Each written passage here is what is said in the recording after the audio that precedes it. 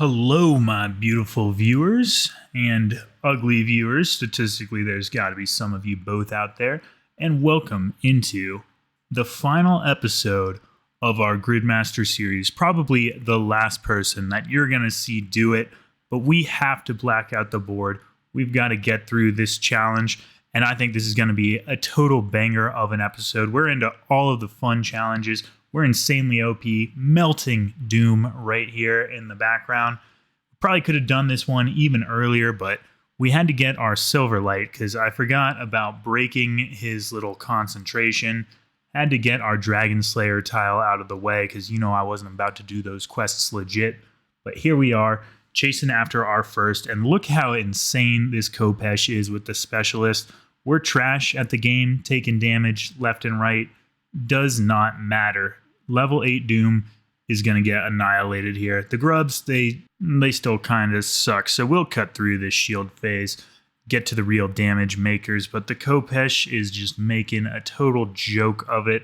I can just stand here, don't have to worry about any mechanics, spec him out. Little sketchy, he's kind of melting me, but we can just eat up, and there we are, just like that. Level 8 Doom taken out. That's the speed task. More importantly, that is the grid tile completed for beating him at level 8 or higher. Not sure how I could beat him at higher than level 8 before 8. Should have just said beat him at level 8, but you know what? I don't work for Jagex for very understandable reasons. So it's 8 or higher, and we've got it done. Now we're going to pick up some Avernic treads, baby. Best in slot, Tribrid boots. Honestly, we don't even need the damage buff. There's no point in becoming more powerful, but I've got a taste for it now. I've got to keep getting stronger. Every NPC in the game is fearing us. First tile of the series finale completed. Next up, we decided to do a duo CM with our buddy Javi here. The last purple from a raid that we're missing is Chambers. And he's pretty stacked too, so I just wanted to see how quickly we could run through a challenge mode, and it even beat my expectations. We both just sit here and Khopesh him out. One down Tecton, never seen anything like it.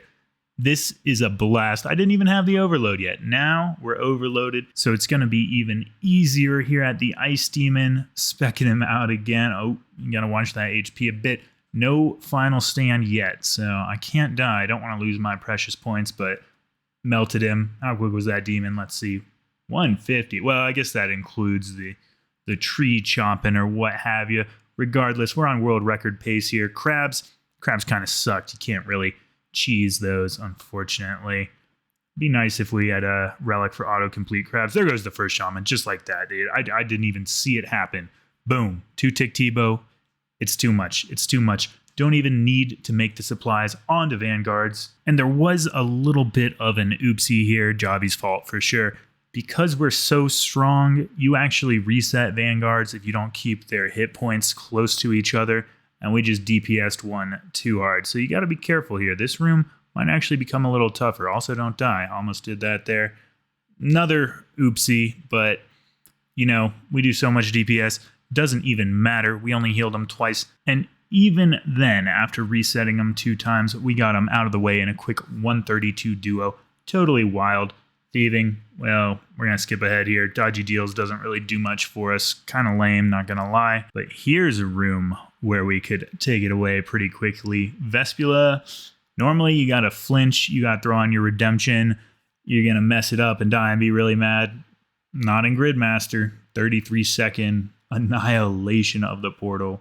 I'm telling you, this 2-tick T-bow, it's got something about it, man. And I know I'm spending a lot of our video here on Chambers, but I was just having a blast in this raid. Probably the most fun I've had on GridMaster. I love doing it in the main game, and it was crazy just doing damage like this. Vasa, one of the worst rooms in my opinion, usually super tilting.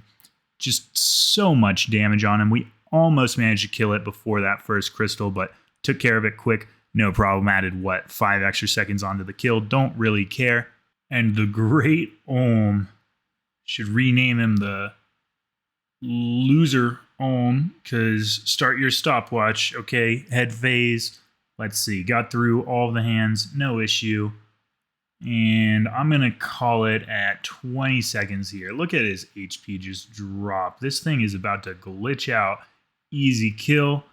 And ooh, looky there. Not only did we get a purple, we got blue and purple. We got the dust along with the Dragon Hunter crossbow on 1 KC, which is kind of wild. The dust is, I think, 1 in 400 in the main game. So even at 8x rate, that's a 1 in 50 off of our first. And we got the Dragon Hunter crossbow. Chambers is the only raid that does not guarantee the 1 KC perp, so that was cool to see. Honestly, I had such a good time. I wouldn't have even minded doing 2 or 3, 4 or more. Let's not get carried away, all right? I'm not trying to waste my time here too much. None of this goes on the high scores, but it was a nice little distraction, and that was another tile cleared. We now have every corner filled out. And more importantly, we are going to get our final mega rare. I don't know why they gray out the other 2.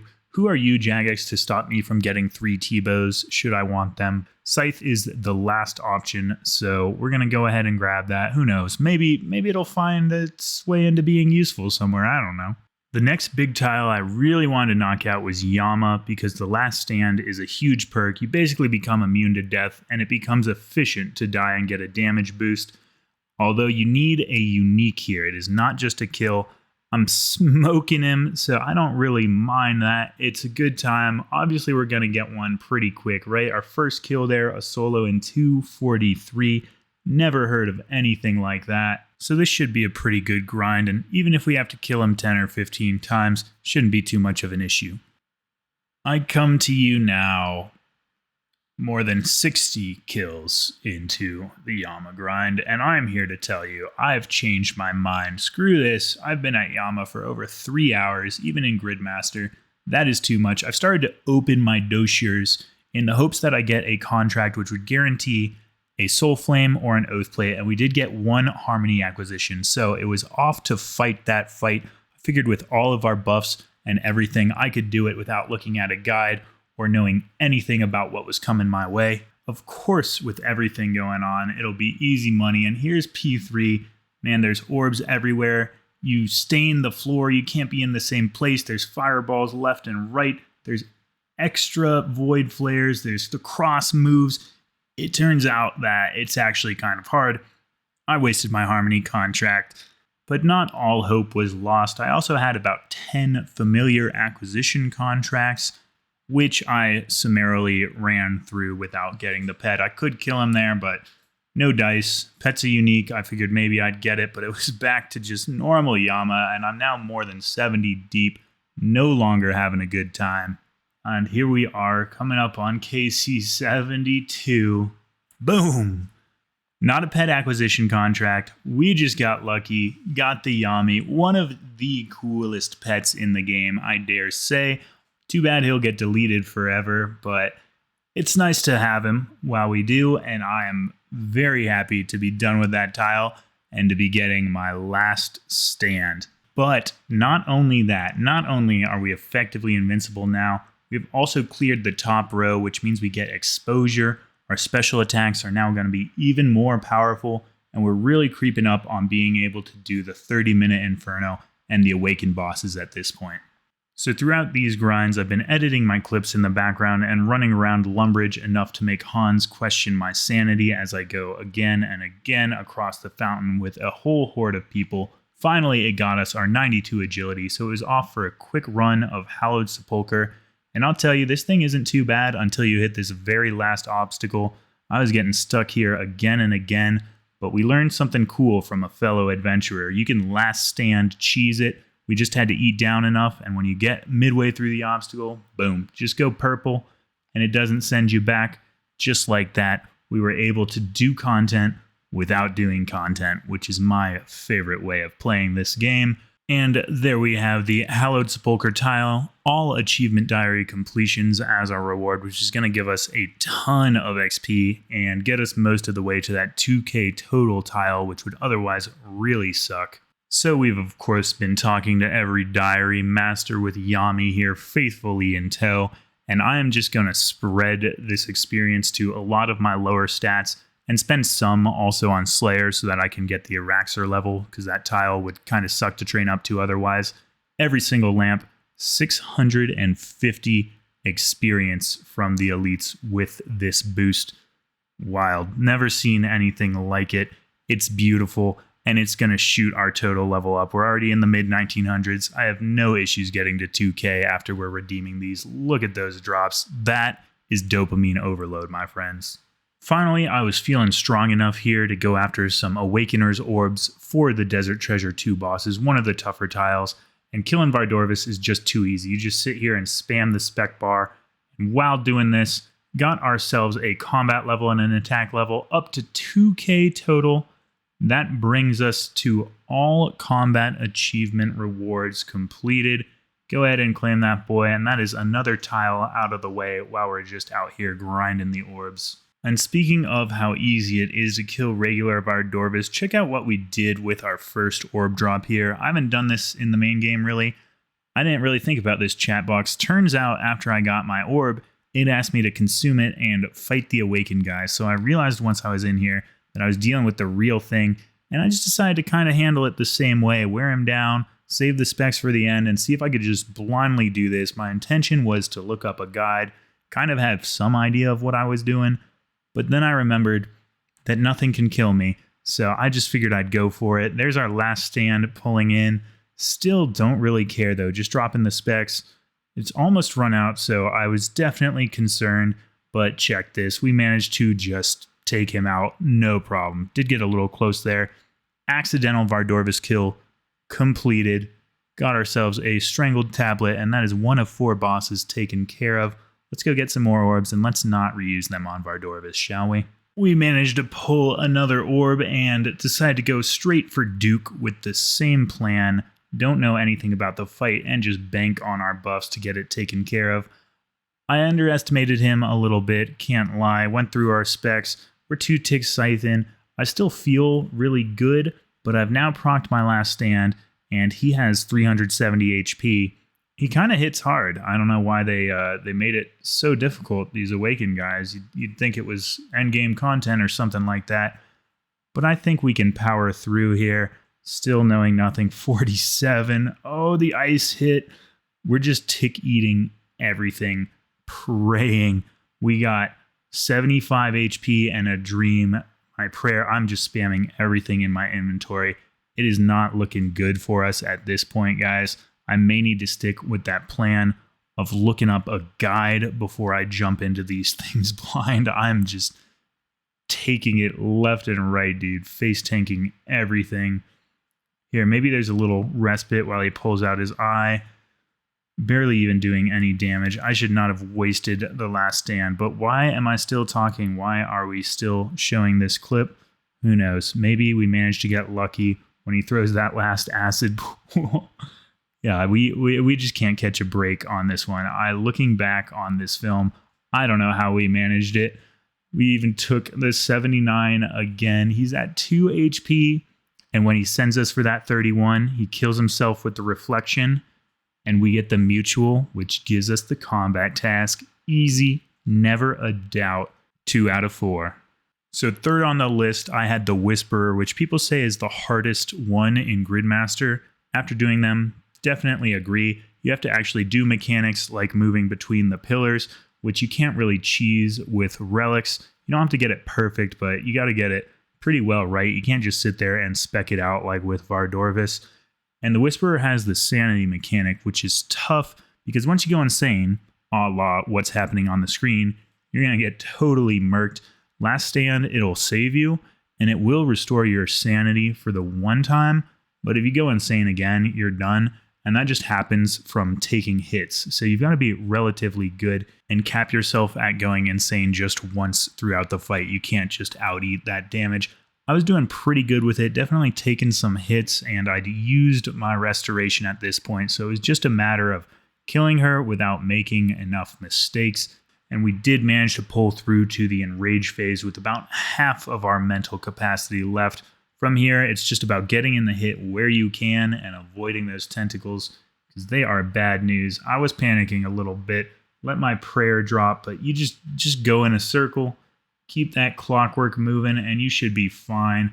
Use that 2-tick shadow to your advantage. 62 HP left. I'm on 8% sanity. Oh, it just ticks down over time too.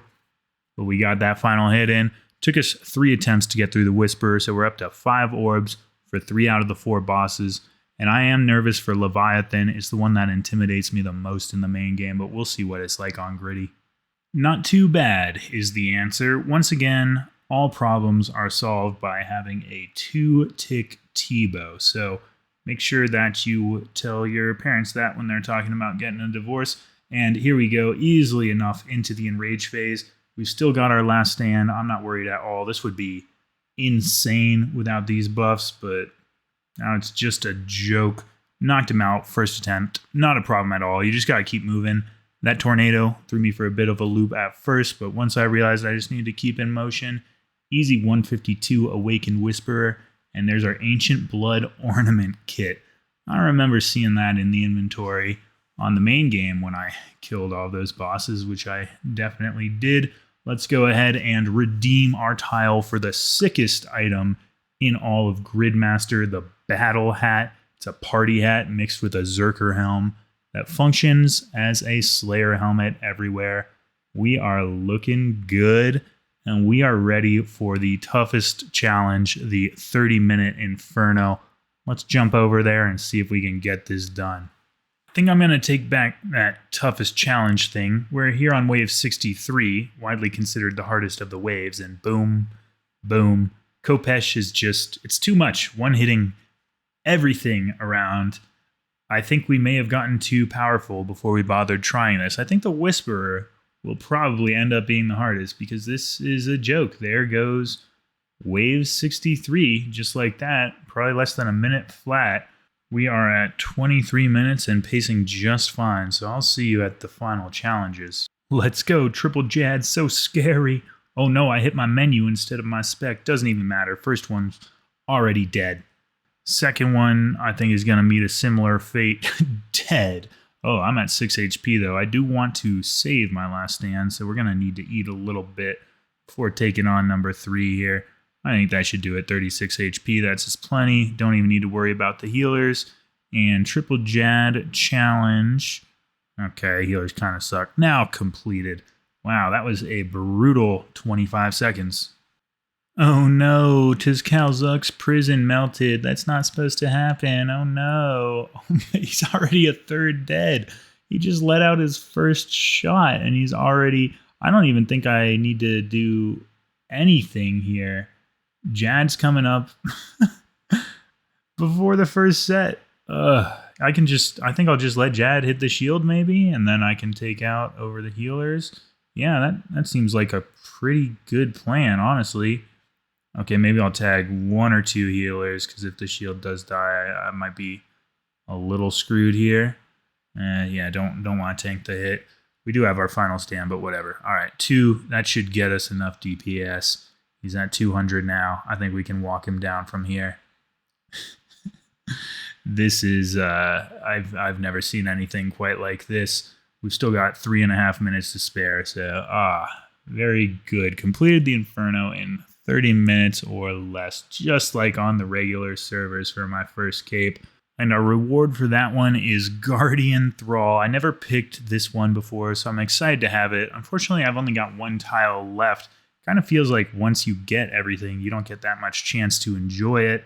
But whatever, we'll use it at Araxor and the 1000 Dragon Ward too, which is going straight for the bank. The Guardian is sick. It will use any style. It will hit with whatever the monster is weak to. And we also, look at that, get an Amulet of Monarchs, the best in slot, to replace our tried and true Fury.